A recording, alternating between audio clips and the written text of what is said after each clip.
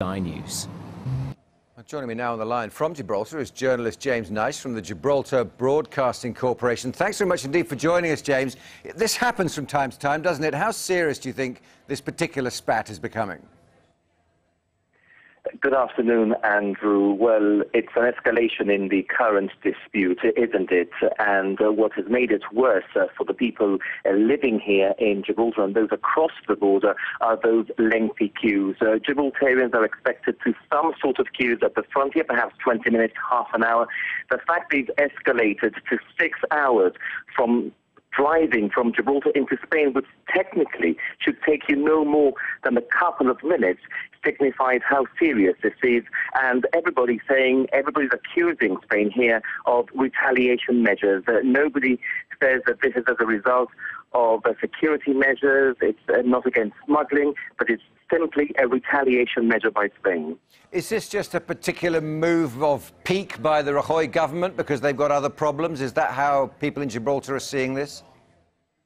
I think that's very much the case. People saying that Prime Minister in Spain, Mariano Rajoy, is using Gibraltar as a smokescreen. They've done so in the past, and that's what they're doing now. For example, the toll idea, which they are now mooting today, that's something that was mooted some time ago by a mayor of La Linea, the town just across the border from Gibraltar in Spain, and it really got nowhere. The fact that it's now being proposed by a Spanish foreign minister takes on a new dimension. In the last few minutes, I've been speaking to Gibraltar's Chief Minister, Fabian Picardo, and he tells me that the Gibraltar government is carefully reviewing the remarks which have been made in Spain today, that the government here will not stand idly by while Spain implements what he says are illegal measures.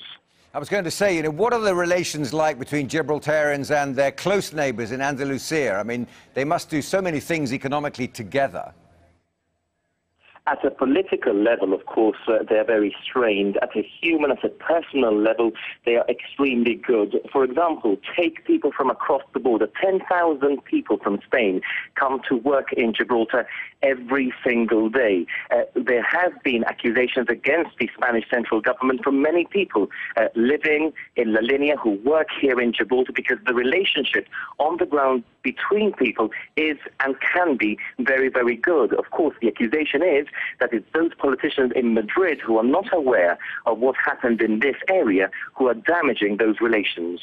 It is a strange piece of history, isn't it, Gibraltar and its rock there, the location of a British base on otherwise Spanish soil. Is there a sense that there's an inevitability that this will eventually run out, that Gibraltar will eventually become part of Spain one day?